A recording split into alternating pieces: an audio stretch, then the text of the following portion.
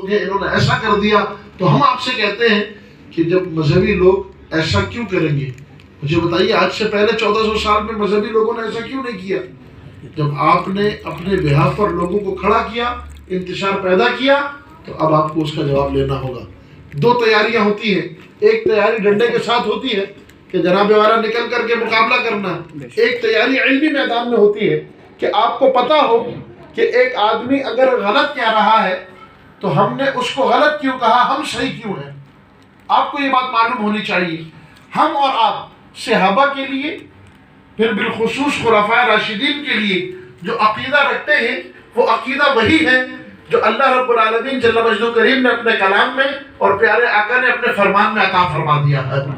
ہم کسی ایسی بات کے کبھی بھی نہ کرنے کے روادار ہیں، نہ اس کا ساتھ دینے کا مزاج رکھتے ہیں جو بات اچانک سے خراسان کے کسی جنگل میں کسی کو سوجھ گئی ہو، اور نہ ہی ہم جناب والا کسی ایسی بات کے روادار ہو سکتے ہیں کہ جناب جھنگ میں اور تھانہ بھون میں کسی کے دماغ میں آ گئی ہو اور پھر ہم اسی طرف چل پڑے. نہیں، بلکہ ہم ہر اس بات کے پیچھے ہیں، بلکہ ہم ہر اس لفظ کے پیچھے، بلکہ ہم ہر اس زیر زبر کے پیچھے جو اللہ تعالیٰ نے اپنے حبیب کے صدقے سے ہمیں عطا فرما دیا. اس کے علاوہ اگر کوئی بات ہے تو وہ ہمیں تسلیم اس واسطے نہیں کہ ہم نے کلمہ جن کا پڑھا ہے وہ ہمارے آقا ہے، اور پھر جنہوں نے ہمیں بتایا سب سے پہلے جنہوں نے ہماری تربیت کی، امت کی تربیت کی، وہ جماعت صحابہ ہے. آپ اس بات کو سمجھنا شروع کریں.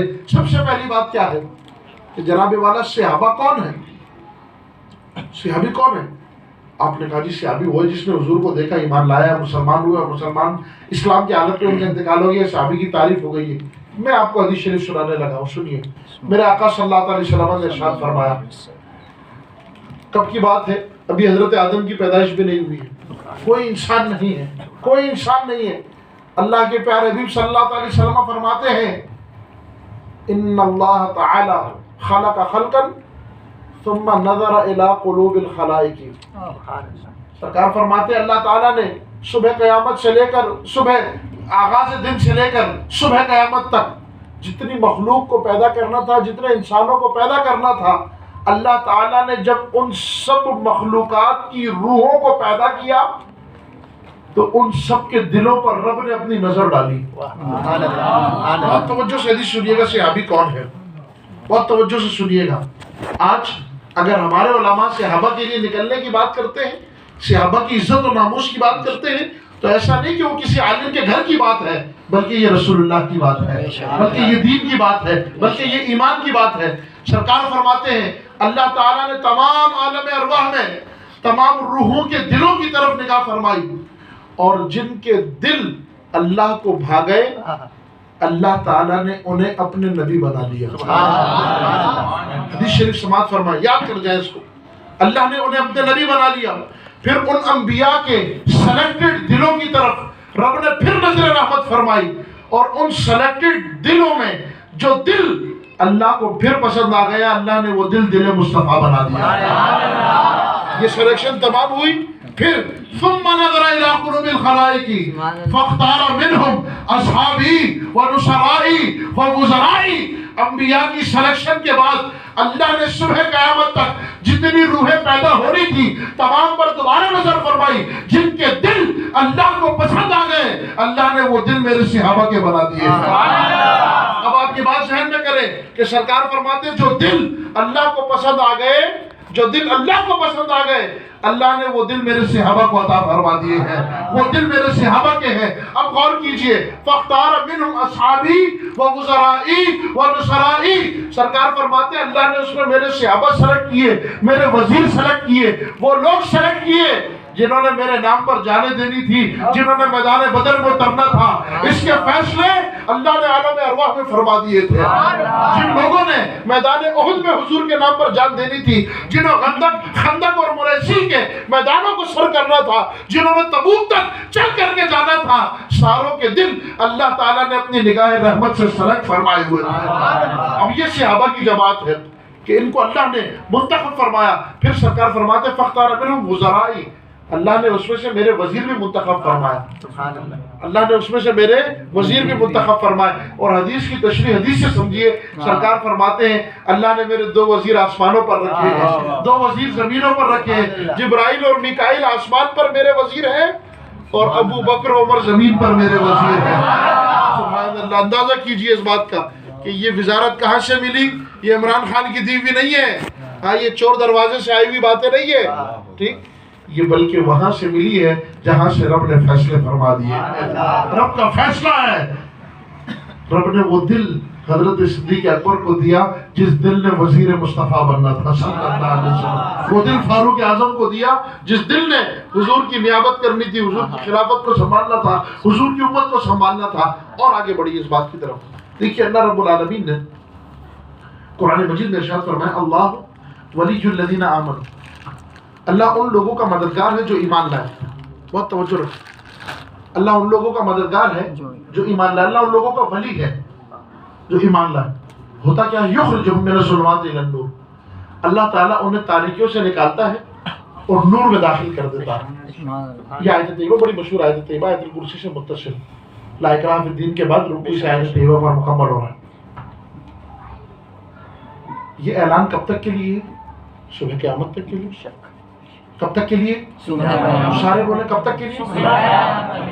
صبح قیامت تک کے لیے۔ کیا اعلان ہے کہ جو آدمی بھی حضور پر ایمان لے آیا، جو آدمی بھی حضور پر ایمان لے آیا، نمبر 1 اللہ اس کا مددگار ہے، نمبر 2 اللہ اسے تاریکیوں سے نکالتا ہے، تاریکیوں سے نکالتا ہے اور اسے نور عطا فرما دیتا ہے۔ یہ بات آپ کو سمجھ آ گئی؟ یہ اعلان کب تک کے لیے؟ جب تک کے لیے قرآن ہے، جب تک کے لیے سارے بولے جب تک کے لیے۔ آپ کو بات سمجھ آ رہی؟ سمجھ آ رہی؟ سمجھ کے سبحان اللہ بولے، ویسے مجھے ذوق دینے کے لیے سبحان اللہ نہ کہ اگر بات سمجھ آتی ہے تو بولے کہ جناب والا جب تک کے لیے قرآن باقی ہے تو قرآن کا ہر حکم بھی اس وقت تک کے لیے باقی ہے۔ اللہ نے فرمایا جو بھی میرے نبی کا غلام بن جائے گا میں رب اس کا مددگار بن جاؤں گا۔ ایک بات، دوسری بات اللہ نے ارشاد فرمایا یخرجہم من الظلمات الی النور، جو میرے نبی کا غلام بن جاتا ہے اللہ فرماتا ہے میں اسے اندھیروں سے نکالتا ہوں، نور میں داخل کر دیتا ہوں۔ اگر آیت طیبہ کے اس لفظ کو پرکھا جائے، دیکھا جائے، آپ غور کریں کہ حضور پر ایمان لانے کے بعد اللہ تعالیٰ نے عبداللہ شاہ غازی بابا کو کیسے ظلمتوں سے نکال کر نور کا منبع بنا دیا ہے۔ آپ غور کریں کہ اللہ نے کیسے حضور کی غلامی میں آنے کے بعد حضرت مسعود شکرگنج بابا فرید رحمۃ اللہ تعالیٰ علیہ کو نور کا منارہ اور نور کا گنبد بنا دیا ہے۔ آپ غور کریں حضور پر ایمان لانے کے بعد سرکار غریب نواز حضرت خواجہ خواجگان کو اللہ نے نور کی کیسی کرنیں شعاع عطا فرما دی ہے۔ آپ غور کریں حضور کی غلامی میں آنے کے بعد ساری دنیا کو جس نے کہا گردنیں جھکاؤ اللہ نے مجھے تمہارا باش بنا دیا ہے۔ آپ غور کیجئے جس کو حضور نے رب نے اپنے نبی کی غلامی دے کر کے مالائے کل بنا دیا، خیبر شکن بنا دیا، آفتاب عالم کی دلکش کار بنا دیا، داماد رسول بنا دیا، حیدر کرار بنا دیا۔ سوچئے جب نور کا منبع اس تک پہنچا تو ساری دنیا پر مولا کی ولایت بولنے لگی۔ مجھے کہنے دیجئے کہ یہی نور جب سب سے پہلے صدیق اکبر کو پہنچا اللہ نے امت کا امام بنا دیا۔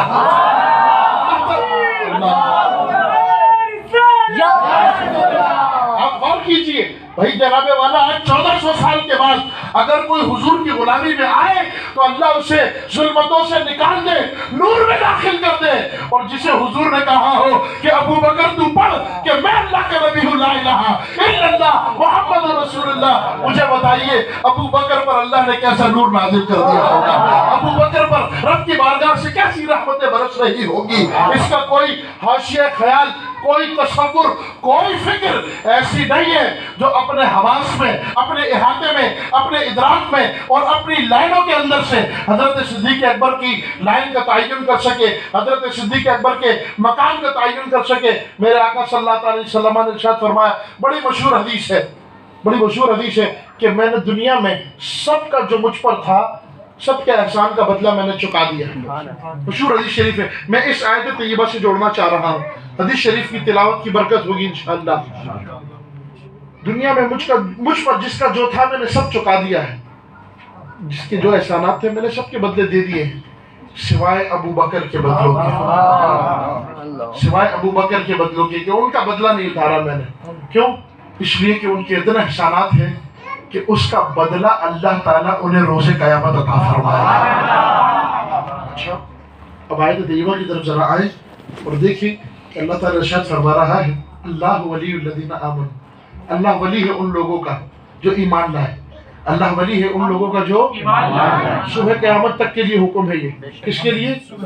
صبح قیامت تک کے لیے. تو اللہ کے کتنے ولی ہوں گے؟ کوئی گنے؟ گن کے بتا دے. نہیں گن سکتے، نہیں لگ سکتا، گن نہیں سکتا کہ اللہ کے ولی کتنے. یہ تو جن کے ہم نام لے رہے ہیں یہ تو وہ لوگ ہیں جنہوں نے شہرت اختیار کی، جنہوں نے شہرت اختیار نہیں کی اور جنہوں نے خلوت میں اور جنہوں نے تنہائی میں زندگیاں بسر کر دی. ان کو تو ہم نے پہچانا نہیں. اللہ فرما رہا ہے میں ان کا مددگار ہوں. میں ان کا کیا ہوں؟ مددگار ہوں. اور پھر میں انہیں نکالتا ہوں ظلمتوں سے، تاریکیوں سے نکالتا ہوں اور نور کی طرف لے جاتا ہوں. سوچئے صبح قیامت تک جب نبی کے کلمے کا اتنا بڑا فیضان ہے تو جس کو نبی نے کلمہ ڈائریکٹ خود پڑھایا ہو اسے کیسا فیضان ملا ہوگا. جس کو نبی نے خود اسلام پیش کر کے بتایا ہو کہ اے ابو بکر تم ایمان لے آؤ. اور اب آگے بڑھیے اس آیت طیبہ سے اور آگے بڑھیے. اللہ رب العالمین نے ایمان والوں کی صحابہ کی شان ذکر کی. کیا شان ذکر کی؟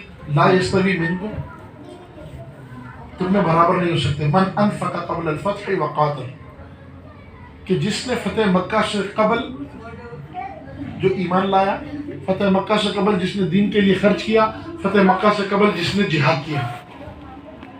غور کریں، بہت توجہ رکھیں اس بات کی طرف. یہ خیالات نہیں. پچھلے دنوں میں ایک بہت بڑے آستانے میں گئے اور سجادے کا جو بھائی تھا وہ الٹے سیدھے سوالات کرنے لگا. اللہ کا حضرت صدیق اکبر کی خلافت کے منکر کو کافر کیوں کہتے ہیں؟ حضرت صدیق اکبر کی خلافت کے منکر کو کافر کیوں کہتے ہیں؟ میں نے کہا جناب والا حضرت صدیق اکبر رضی اللہ تعالیٰ عنہ کی خلافت پر 1,24,000 صحابہ سب جمع ہو گئے تھے. 1,24,000 صحابہ میں سے کسی نے بھی وہ نہیں کیا. انہوں نے کہا جی فلاں حضرت فلاں نے. میں نے کہا بات سنو، حضرت فلاں کی بات نہیں کرو. جب حضرت صدیق اکبر منبر اقدس پر جلوہ گر ہوئے آپ نے فرمایا تمہارے مجمع میں حضرت طلحہ بن عبید اللہ موجود ہے؟ انہوں نے کہا جی موجود ہوں. ہاتھ کھڑا کیا. انہوں نے کہا حضرت زبیر بن العوام موجود ہے؟ بصرہ میں جلوہ گر ہے حضرت زبیر بن العوام، ہاں اصحاب عشرہ و مبشرہ میں سے. انہوں نے کہا فلاں موجود ہے؟ کہا موجود ہے. ہاتھ کھڑا کرا. موجود ہوں. پھر فرمایا حضرت عمر بن العاص موجود ہے؟ کہا فلاں موجود ہے. پھر کہا علی موجود ہے؟ لوگوں نے کہا نہیں، بلا کر لاؤ، بلا کے لاؤ. حضرت علی کو بلایا گیا. حضرت صدیق اکبر نے فرمایا اے علی، جس کے ہاتھ پر عمر نے بیعت کی ہے کیا تم اس کے ہاتھ پر بیعت نہیں کرو گے؟ جس کے ہاتھ پر طلحہ بن عبید اللہ نے بیعت کی تم اس کے ہاتھ پر بیعت نہیں کرو گے؟ جس کے ہاتھ پر حضرت زبیر بن العوام نے بیعت کی تم بیعت نہیں کرو گے؟ انہوں نے کہا حضور کروں گا. اسی مجمع میں حضرت علی نے بھی بیعت کی، حضرت صدیق اکبر رضی اللہ تعالیٰ عنہ کی. حضرت صدیق اکبر رضی اللہ تعالیٰ عنہ کی بیعت پر 1,24,000 صحابہ جمع ہو گئے. اگر آج 1400 سال کے بعد کسی آدمی کو خلافت صدیق اکبر پر بھونکنے دیا اور اس کی زبان کو نہ کھینچا تو اعتراض یہاں تک نہیں رہے گا. لوگ کیا کہیں گے کہ 1,24,000 صحابہ معاذ اللہ غلط پر جمع ہو گئے تھے؟ کیا 1,24,000 کم و بیش صحابہ وہ معاذ اللہ سچ کا ادراک نہیں کر سکتے تھے؟ وہ سچ کی سمجھ نہیں رکھتے تھے؟ انہیں سچ سمجھ نہیں آ سکا تھا؟ اگر یہ اعتراض صحابہ تک ہوا تو ابھی 2 دن پہلے تو وہ حضور کے پاس علم حاصل کر رہے تھے، حضور سے سیکھ رہے تھے. یہ اعتراض حضور کے دامن پاک تک پہنچے گا. لہٰذا زبانوں کو وہی روک دو کہ ابو بکر کی خلافت پر 1,24,000 صحابہ جمع ہو گئے. میرے آقا نے فرمایا اصحابی کلہم عدول، لوگوں صبح قیامت تک پریشان نہیں ہونا.